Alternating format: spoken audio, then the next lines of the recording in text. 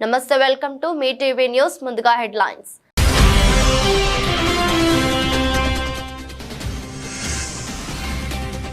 ఢిల్లీలో ఘనంగా 78వ స్వాతంత్ర దినోత్సవ వేడుకలు ఎర్రకోటపై జాతీయ జెండాను ఆవిష్కరించిన ప్రధాని మోదీ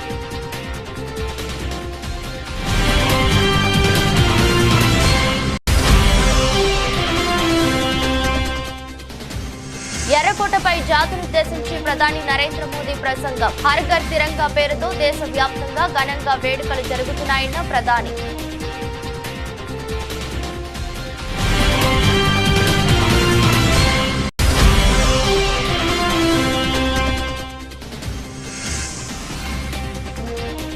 గోల్కొండలో స్వాతంత్ర దినోత్సవ వేడుకలు జెండా ఎగురవేసిన సీఎం రేవంత్ రెడ్డి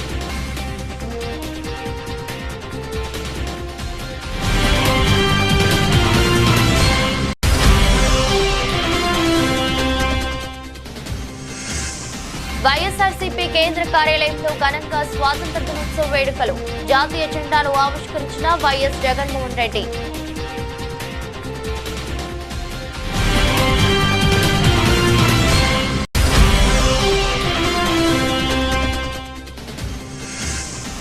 భారత రెజ్లర్ వినేష్ ఫోగాట్ కు తీవ్ర నిరాశ పిటిషన్ కొట్టివేసిన సిఈఎస్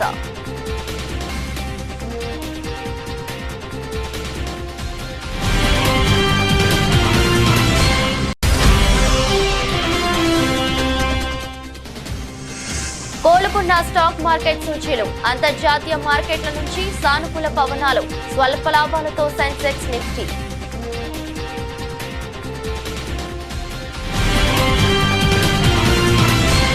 డెబ్బై 78వ స్వాతంత్ర దినోత్సవం సందర్భంగా ప్రధాని నరేంద్ర మోదీ ఢిల్లీలోని ఎర్రకోటపై వరుసగా 11వసారి త్రివర్ణ పతాకాన్ని ఎగురవేశారు. ఈ కార్యక్రమానికి కేంద్ర మంత్రులతో పాటు సినీ రాజకీయ క్రీడా ప్రముఖులు హాజరయ్యారు. అలాగే జెండా ఆవిష్కరణ కార్యక్రమంలో కాంగ్రెస్ అగ్రనేత రాహుల్ గాంధీ కూడా పాల్గొన్నారు. ఈ సందర్భంగా భారత సైన్యం హెలికాప్టర్లతో పూల వర్షం కురిపించింది. 2047 వికసిత్ థీమ్ తో ఈ ఏడాది 15 ఆగస్టు వేడుకలు జరుగుతున్నాయి. భారత్ ను 2047 నాటికి అభివృద్ధి చెందిన దేశంగా మార్చే దిశగా కేంద్ర ప్రభుత్వం చేస్తున్న ప్రయత్నాలకు ఈ వేడుకలు పునరుత్తేజాన్ని అందించనున్నాయి. 78వ స్వాతంత్ర దినోత్సవ సందర్భంగా ఎర్రకోటపై జాతీయ జెండాను ఎగురవేసిన అనంతరం ప్రధాని నరేంద్ర మోదీ జాతినుద్దేశించి ప్రసంగించారు. ముందుగా దేశ ప్రజలకు స్వాతంత్ర దినోత్సవ శుభాకాంక్షలు తెలిపారు. భారత ప్రస్థానం ప్రపంచానికే స్ఫూర్తిదాయకమని తెలిపారు. హర్ ఘర్ తిరంగా పేరుతో దేశవ్యాప్తంగా ఘనంగా వేడుకలు జరుగుతున్నాయన్నారు. దేశం కోసం తమ జీవితాలని పణంగా పెట్టిన మహనీయులు ఎందరో ఉన్నారని, ఈ సందర్భంగా వారి త్యాగాలను స్మరించుకుందామని ప్రధాని పిలుపునిచ్చారు. మహనీయుల త్యాగాలకు ఈ దేశం రుణపడి ఉందని పేర్కొన్నారు. శతాబ్దాల తరబడి దేశం బానిసత్వంలో మగ్గిందని, స్వాతంత్ర్యం కోసం ఆనాడు 40 కోట్ల మంది పోరాడారని గుర్తు చేశారు. ఇవాళ దేశ జనాభా 140 కోట్లకు చేరుకుందని, మనమంతా వారి కలలను సాకారం చేయాలని పిలుపునిచ్చారు. లక్ష్యాన్ని నిర్దేశించుకుని ముందుకు సాగాలని తెలిపారు. सामान्य से सामान्य मानवीयों का विश्वास तोड़ने की हर तरकीब है। उसके बावजूद भी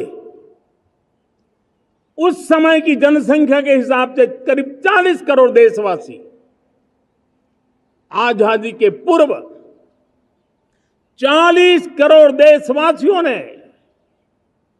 वो जज्बा दिखाया, वो सामर्थ्य दिखाया, एक सपना लेकर के चले, एक संकल्प लेकर के चलते रहे, जूझते रहे।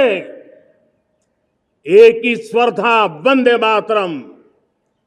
एक ही सपना था, भारत की आजादी का। 40 करोड़ देशवासियों ने, और हमें गर्व है कि हमारी रगों में उन्हीं का खून है। वो हमारे पूर्वज थे। सिर्फ 40 करोड़ लोगों ने दुनिया की महासत्ता को उखाड़ करके फेंक दिया था, गुलामी की जंजीरों को तोड़ दिया था। अगर हमारे पूर्वज, जिनका खून हमारी रगों में है, आज हम तो 140 करोड़ है।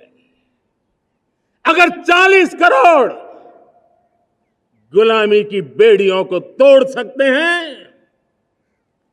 अगर 40 करोड़ आजादी के सपने को पूर्ण कर सकते हैं, आजादी लेकर के रह सकते हैं, तो 140 करोड़ देश के मेरे नागरिक, 140 करोड़ मेरे परिवारजन अगर संकल्प लेकर के चल पड़ते हैं, एक दिशा निर्धारित करके चल पड़ते हैं, గోల్కొండలో స్వాతంత్ర దినోత్సవ వేడుకలు ఘనంగా జరిగాయి. ముఖ్యమంత్రి రేవంత్ రెడ్డి పాల్గొని జాతీయ జెండాను ఎగురవేశారు. అనంతరం ఆయన పోలీసుల నుంచి గౌరవ వందనం స్వీకరించారు. ఈ సందర్భంగా విద్యార్థులు ప్రదర్శించిన సాంస్కృతిక ప్రదర్శనలకు వీక్షించారు. అనంతరం రాష్ట్ర ప్రజలను ఉద్దేశించి ప్రసంగించారు. దేశ పౌరులకు స్వాతంత్ర దినోత్సవ శుభాకాంక్షలు తెలిపారు. మహానుభావుల త్యాగాలతో స్వాతంత్రం సాధించామన్నారు. 78వ స్వాతంత్ర దినోత్సవం సందర్భంగా విజయవాడలోని ఇందిరాగాంధీ స్టేడియంలో జాతీయ జెండాను ఏపీ సీఎం చంద్రబాబు ఆవిష్కరించారు. సాయుధ బలగాల గౌరవ వందనం స్వీకరించారు. 78వ స్వాతంత్ర దినోత్సవం సందర్భంగా దేశ ప్రజలకు చంద్రబాబు శుభాకాంక్షలు తెలిపారు. ఎందరో మహానుభావుల త్యాగ ఫలితం మనం ఈనాడు అనుభవిస్తున్న స్వాతంత్రమని ఆయన పేర్కొన్నారు. వైఎస్ఆర్ కాంగ్రెస్ పార్టీ కేంద్ర కార్యాలయంలో స్వాతంత్ర దినోత్సవ వేడుకలు ఘనంగా నిర్వహించారు. వైఎస్ఆర్ కాంగ్రెస్ పార్టీ అధినేత మాజీ ముఖ్యమంత్రి వైఎస్ జగన్మోహన్ రెడ్డి జాతీయ జెండాను ఆవిష్కరించారు.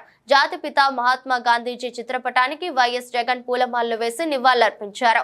కార్యక్రమంలో శాసన మండలి ప్రతిపక్ష నేత లేళ్ల అప్పిరెడ్డి, ఎంపీ వైవి సుబ్బారెడ్డి, మాజీ మంత్రులు బొత్స సత్యనారాయణ, అంబటి రాంబాబు, విడుదల రజని, కారుమూరి నాగేశ్వరరావు, మెరుగు నాగార్జున, ఎమ్మెల్సీ మొండితోక అరుణ్ కుమార్, మాజీ చీఫ్ విప్ గడికోట శ్రీకాంత్ రెడ్డి, మాజీ శాసనసభ్యులు మల్లాది విష్ణు, పలువురు పార్టీ నేతలు, కార్యకర్తలు పాల్గొన్నారు. తెలంగాణ వ్యాప్తంగా స్వాతంత్ర దినోత్సవ వేడుకలు ఘనంగా జరిగాయి. తెలంగాణ భవన్ లోను స్వాతంత్ర దినోత్సవ వేడుకలు ఘనంగా జరిగాయి. BRS working president Kalvakuntla Taraka Ramarao పాల్గొని జాతీయ పతాకాన్ని ఆవిష్కరించారు. ఈ సందర్భంగా స్వాతంత్ర సమర యోధుల త్యాగాలను గుర్తు చేసుకున్న ఆయన వారికి ఘన నివాళులర్పించారు. ప్రస్తుత అవసరాల కోసం RRR నిర్మాణం జరుగుతుందని, దీని ద్వారా 10 జిల్లాలకు మేలు చేకూరుతుందని ఎంపీ రఘునందన్ రావు అన్నారు. సిద్దిపేట జిల్లా గజ్వేల్ పట్టణంలో రీజనల్ రింగ్ రోడ్డు నిర్మాణంపై మీడియా సమావేశం నిర్వహించారు.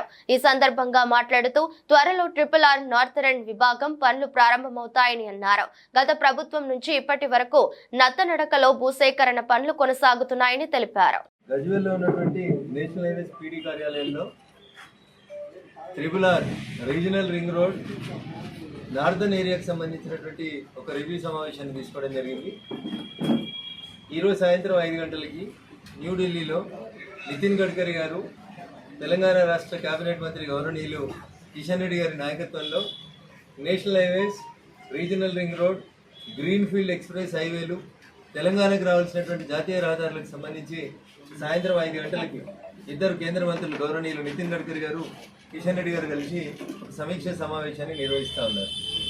తెలంగాణలో పెండింగ్లో ఉన్నటువంటి గ్రీన్ ఫీల్డ్ ఎక్స్ప్రెస్ వేలు, RRR నార్థన్ రీజియన్తో పాటు కొత్తగా ఏర్పాటు చేయాల్సినటువంటి జాతీయ రహదారులకు సంబంధించి ఒక సమీక్ష సమావేశం కొద్దిసేపటి తర్వాత న్యూఢిల్లీలో జరగబోతాం.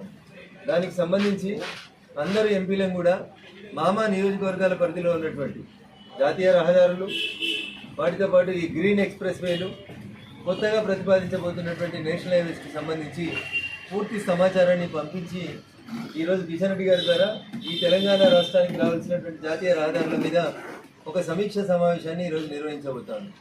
దాంట్లో భాగంగా చాలా కాలం క్రితమే భాగ్యనగరాన్ని ఇంకా విశ్వస్థాయి నగరంగా గుర్తింపు పొందించడానికి ఇప్పుడున్నటువంటి ORRతో పాటు ఒక RRR పేరిట భారత ప్రభుత్వం పూర్తిగా తన సొంత నిధులతోటి ఒక RRRని ఏర్పాటు చేయాలని, దాని మొత్తాన్ని 2 భాగాల కింద, ఒకటి హైదరాబాద్కు నార్థన్ ఉత్తరం వైపు ఒక భాగంగా విభజించి, దక్షిణం వైపు ఒక భాగంగా విభజించి 2 పార్ట్లుగా, నార్థన్ పార్ట్, సదరన్ పార్ట్ అని 2 పార్ట్లుగా విభజించి విభజించి ఇప్పటికే భూసేకరణ కార్యక్రమాన్ని ప్రారంభించడం జరిగింది.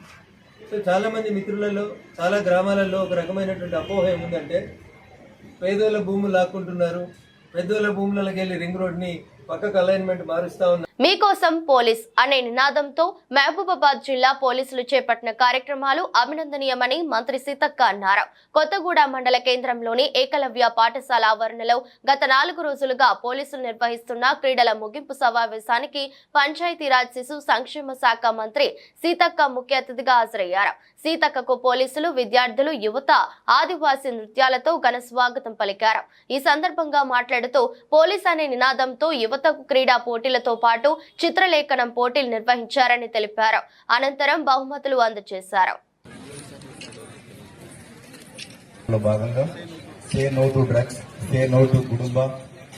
సిఐ గారు, ఏఎస్పీ, డిఎస్పీ, మరి ఎస్పీ గారు, పోలీస్ శాఖ సోదరులందరూ కూడా కలిసి ఆలోచన గాని వారు ఆడే ఆట గురించి అవగాహన చేసుకొని మరి ఈరోజు గేమ్స్ ఏర్పాటు చేసి ఈ ఎండింగ్ డే ముగింపుకు నన్ను పిలవడం నాకు చాలా సంతోషం అనిపిస్తుంది. వారికి ప్రత్యేకంగా మరి మన మహబూబాబాద్ ఎస్పీ గారికి, సుధీర్ కేకన్ గారికి ప్రత్యేక అభినందనలు తెలియజేస్తా ఉన్నాను. దాదాపుగా 3 days 4 రోజుల నుంచి వివిధ ప్రాంతాల నుంచి పాల్గొన్నటువంటి క్రీడాకారులందరికీ హృదయపూర్వక శుభాకాంక్షలు. అంటే ఆటలలో ఓటమి గెలుపు అనేది సహజం. క్రీడ అంటేనే ఒక స్ఫూర్తినిచ్చేది, ఆటలు అంటేనే ఒక స్ఫూర్తి, ఆట అంటేనే ఒక ఫ్లెక్సిబుల్. అంటే ఆటలు అనేది మనకి ఏం సెన్స్ వస్తుంది అంటే ఒక మంచి జాలి, ఒక మనలో ఉన్నటువంటి నైపుణ్యాన్ని మరి ఆడుతూ పాడుతూ చేసుకునే దాంట్లోనే పోటీ పెట్టుకోవడం అనేది ఈ ఆటల పోటీగా ఈ రోజు నిర్వహించడం జరిగింది.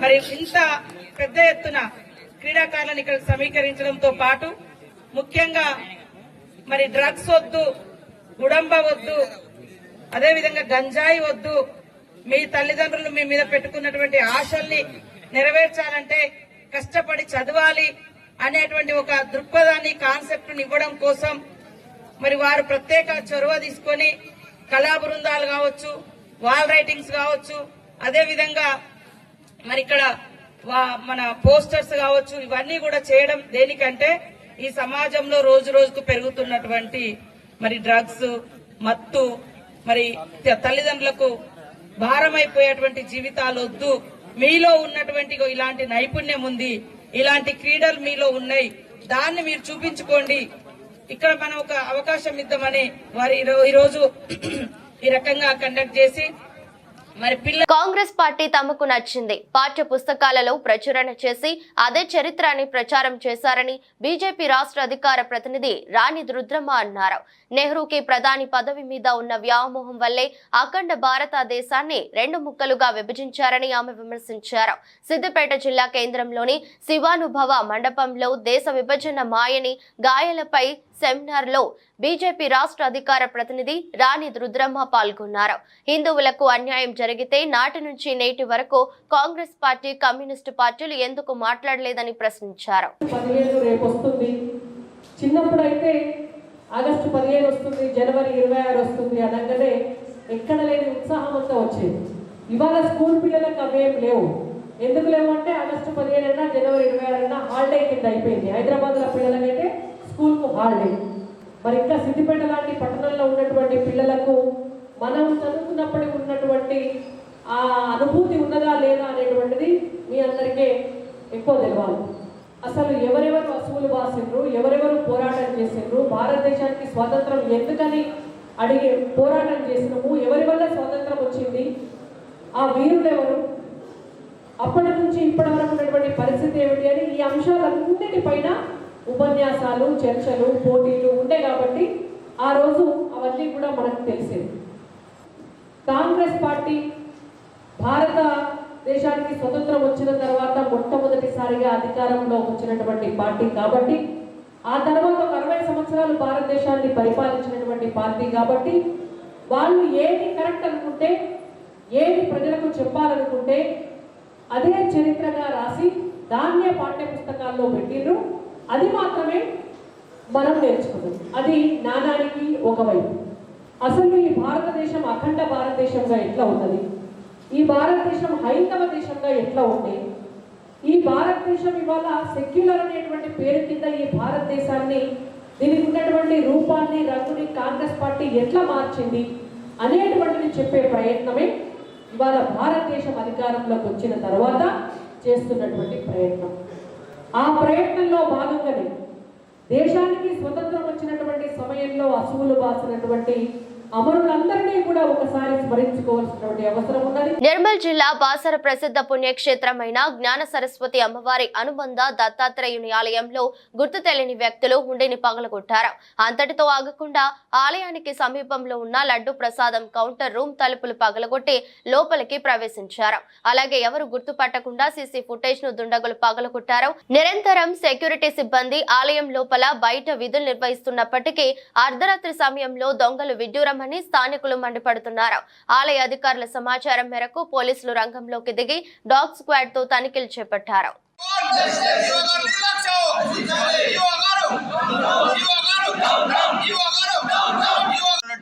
బాసర క్షేత్రంలో గత రాత్రి 10 గంటల సమయంలో బాసర అమ్మవారి దత్తాత్రేయ మందిరంలో మరి దొంగలు ఉండి పగలగొట్టి దోచుకెళ్లడం జరిగింది.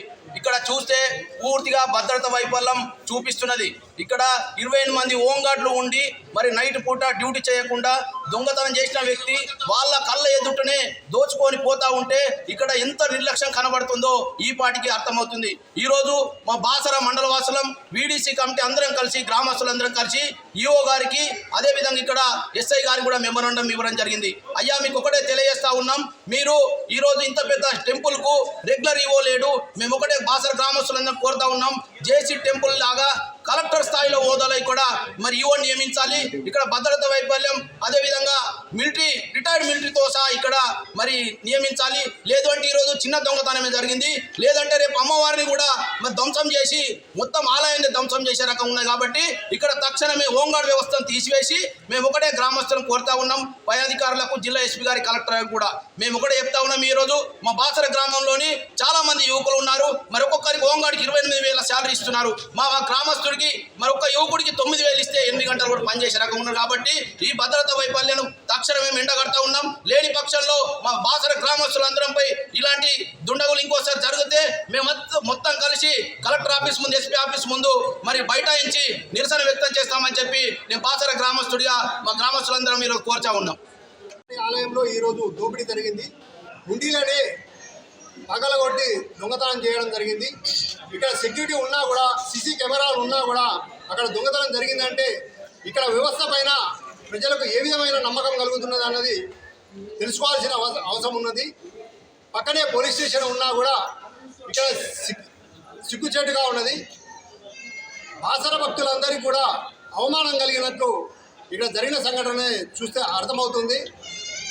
బాసరలో ఉన్న నిరుద్యోగులందరూ కూడా ఇక్కడ ఫ్రీగా భద్రత లోపం జరిగినట్లు ఈరోజు హుండీలను పగలగొట్టి దొంగలు తీసుకెళ్లడం జరిగింది. ఇక్కడ సెక్యూరిటీ సిబ్బంది ఉంది, సీసీ కెమెరాలు ఉంది. సీసీ కెమెరాలు కూడా కొన్ని లక్షలు పెట్టారు, కానీ ఆ సీసీ కెమెరా నిఘా వైఫల్యమే ఇది దోపిడీకి నిదర్శనంగా కనబడుతుంది. బాసర్లో ఉన్న ఆలయ అధికారులు కానీ సెక్యూరిటీ సిబ్బంది కానీ ఏం చేస్తున్నారని భక్తులు ప్రశ్నిస్తున్నారు. ఇక్కడైనా కట్టుదిట్టంగా హిందూ దేవాలయాలను పరిరక్షించాల్సిందిగా కోరడం జరుగుతుంది. విజయవాడ నడిబొడ్డులోని అంబేద్కర్ సామాజిక న్యాయ మహాశిల్పంపై దాడికి పాల్పడటం చాలా దారుణమని, ఈ ఘటనను ప్రజాస్వామ్యవాదులంతా తీవ్రంగా ఖండించాలని రాజమండ్రి పార్లమెంటరీ నియోజకవర్గ వైఎస్ఆర్సీపీ ఇన్ఛార్జి డాక్టర్ గూడూరి శ్రీనివాస్ అన్నారు. ఈ సంఘటనపై ఎప్పటికీ సీఎం గాని డిప్యూటీ సీఎం గాని స్పందించకపోవటం మరింత దారుణమన్నారు.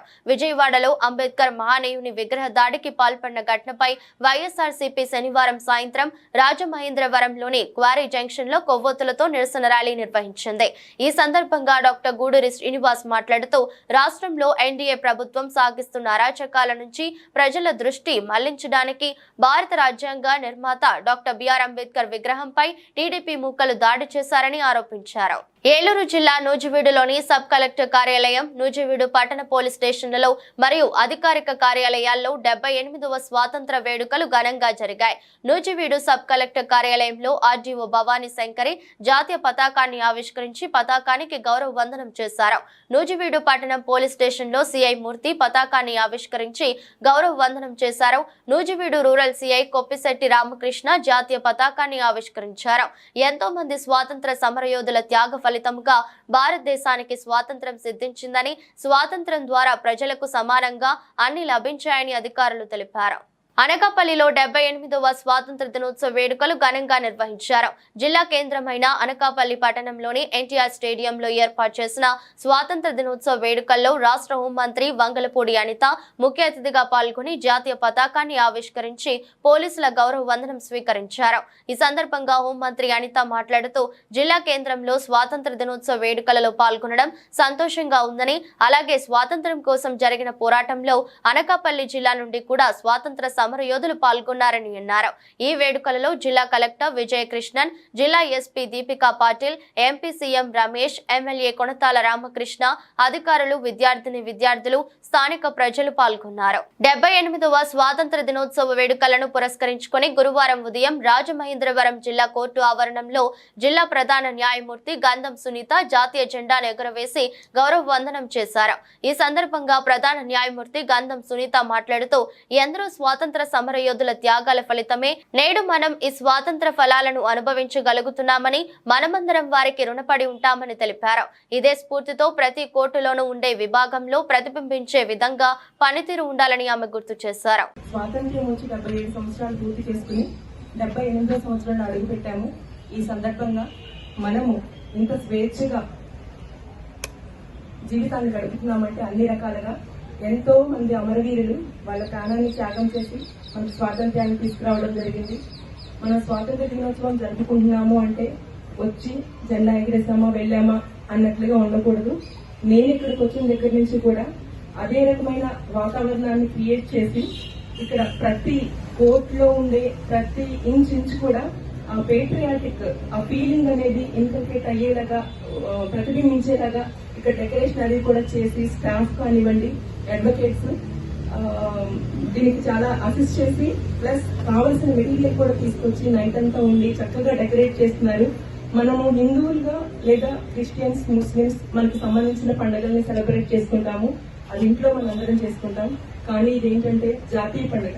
మనకి నరనరాల్లోంచి గూస్ బంప్స్ వచ్చి లాగా మన నేషనల్ యాంథమ్ కానివ్వండి, వందే మాత్రం కానివ్వండి, అది ఎందుకు ఎలా వచ్చింది అనే దాన్ని అర్థం చేసుకుంటూ నరాల్లో జీర్ణించుకునేలాగా మనం ఎవ్రీ ఇండిపెండెన్స్ డే కానీ, రిపబ్లిక్ డే కానీ ఇలాంటి నేషనల్ ఫెస్టివల్స్ అనేవి తప్పకుండా జరుపుకోవాలి. ఫ్యూచర్ ఇంకా జనరేషన్ కి అసలు దీనిలో ఉన్నది ఏంటి, మనం ఏదో ఆగస్ట్ 15 వస్తే ప్రోగ్రామ్స్ చేస్తాం, ర్యాలీస్ చేస్తాం ఎట్లా అనేది కాకుండా అసలు ఎందుకు ఇంత బాగా సెలబ్రేట్ చేసుకోవడానికి కారణం ఏంటి అనేది కూడా వాళ్ళకి ఆ రీజన్స్ అన్ని ఎక్స్ప్లెయిన్ చేస్తూ చక్కగా మనకి మంచి సౌభ్రాతృత్వంతో మనకి ప్రియాంబుల్లోనే ఉంది సెక్యులరిజం కానీ, డెమోక్రటిక్ కానీ, సోషలిజం కానీ అన్ని కూడా ఇంకల్కేట్ చేసుకుని బ్రదర్లీహుడ్ గా ఉంటూ చక్కటి మన ఇన్స్టిట్యూషన్ కి మన తరపు నుండి కూడా మన ఈస్ట్ గోదావరి న్యాయ వ్యవస్థ నుండి మంచి పేరెడితే ఆటోమేటిక్ గా హైకోర్టులో one of the part of our district అవుతుంది. కాబట్టి అక్కడ కూడా మన న్యాయ వ్యవస్థ ప్రతిభ ఇన్వడింపు చేసేలాగా మీరందరూ కూడా మన రాజ్యాంగానికి లోబడి చక్కగా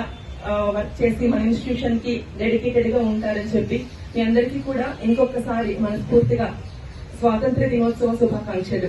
స్వాతంత్ర దినోత్సవం రోజున అక్రమంగా మద్యం అమ్మకాలు చేసేందుకు వైన్ షాప్ తో కుమ్మక్కై విక్రయిస్తున్న 2,86,590 రూపాయల విలువ గల మద్యంను commissioner of police Warangal Ambar Kishore ఆదేశాల మేరకు పట్టుకున్నారు. విశ్వసనీయ సమాచారంతో టాస్క్ ఫోర్స్ మరియు మిల్స్ కాలనీ పోలీసులు మిల్స్ కాలనీ పిఎస్ పరిధిలోని సకరేషి కుంట ఎస్సీ కాలనీలో స్వాతంత్ర దినోత్సవం రోజు మద్యం అమ్మకూడదు అనే ఉత్తర్వులను ఉల్లంఘిస్తూ మద్యం విచ్చలవిడిగా విక్రయాలు చేస్తున్న బెల్ట్ షాపుపై దాడి చేయగా అక్రమ మద్యాన్ని స్వాధీనం చేసుకున్నారు. అక్రమ మద్యం పట్టుకోవడంలో ప్రతిభ కనబర్చిన A Madhusudan, ACP task force ఇన్స్పెక్టర్లు S Ravikumar, M Ranjit Kumar, SI Sharath Kumar, task force సిబ్బంది మరియు మిల్స్ కాలనీ పిఎస్ సిబ్బందిని commissioner of police Warangal Ambar Kishore అభినందించారు. కలియుగ వైకుంఠంగా విరాజిల్లుతున్న తిరుమల శ్రీ వెంకటేశ్వర స్వామి వారికి నిత్యం లక్షలాది మంది దర్శించుకొని మొక్కుబడులు చెల్లించుకుంటుంటారు. తాజాగా ప్రముఖ సినీ హీరో మహేష్ బాబు కుటుంబ సభ్యులు శ్రీవారిని దర్శించుకునేందుకు తిరుమలకు చేరుకున్నారు.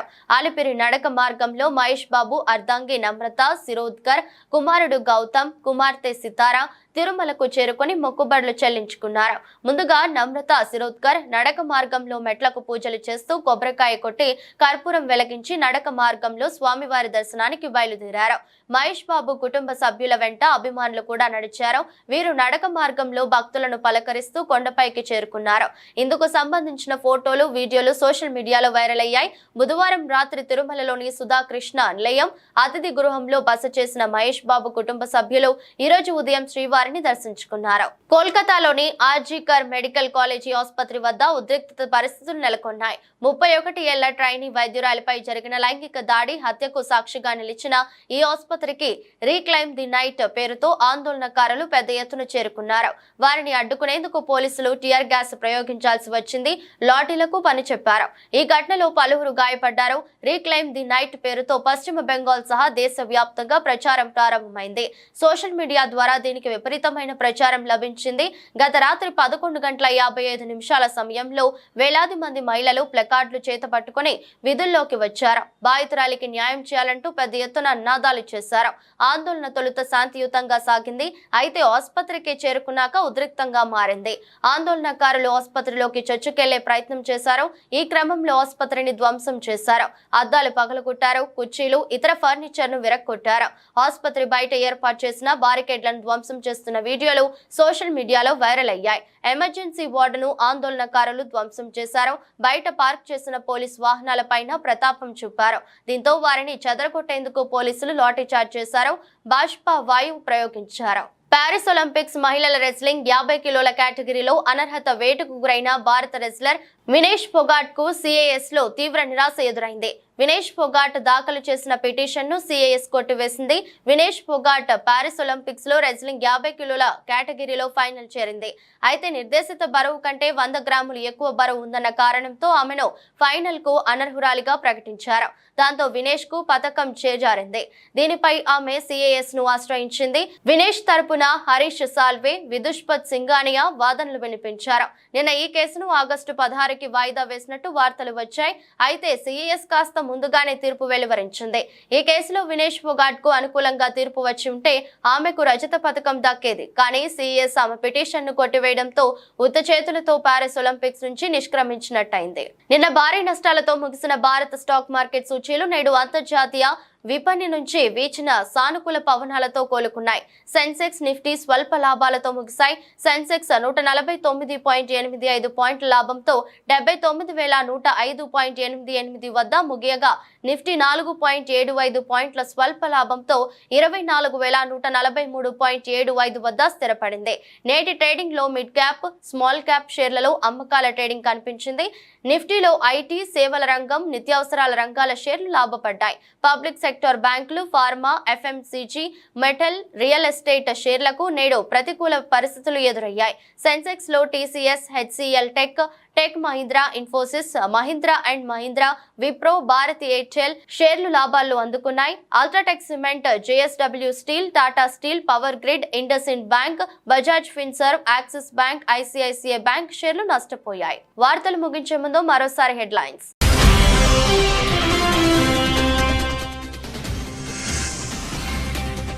ఢిల్లీలో ఘనంగా 78వ స్వాతంత్ర దినోత్సవ వేడుకలు. ఎర్రకోటపై జాతీయ జెండాను ఆవిష్కరించిన ప్రధాని మోదీ.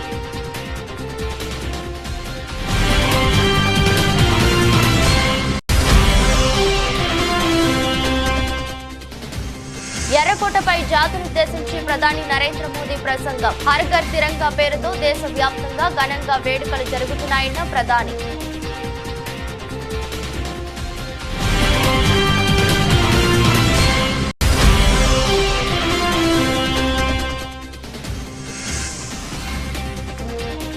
గోల్కొండలో స్వాతంత్ర దినోత్సవ వేడుకలు. జెండా ఎగురవేసిన సీఎం రేవంత్ రెడ్డి.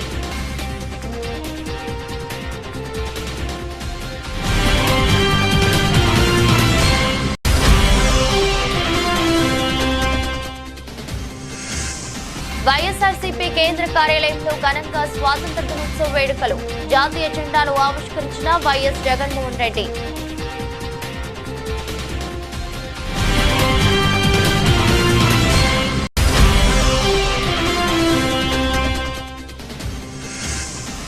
భారత రెస్లర్ వినేష్ ఫోగాట్ కు తీవ్ర నిరాశ. పిటిషన్ కొట్టివేసిన సిఏఎస్.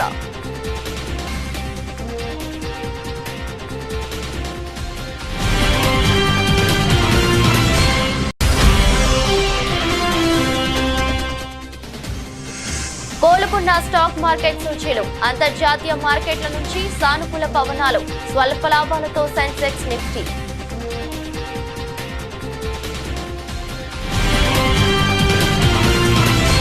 ఇది రోజు బులెటిన్. మరో బులెటిన్లో మళ్ళీ కలుద్దాం. అంతవరకు సెలవు. నమస్కారం.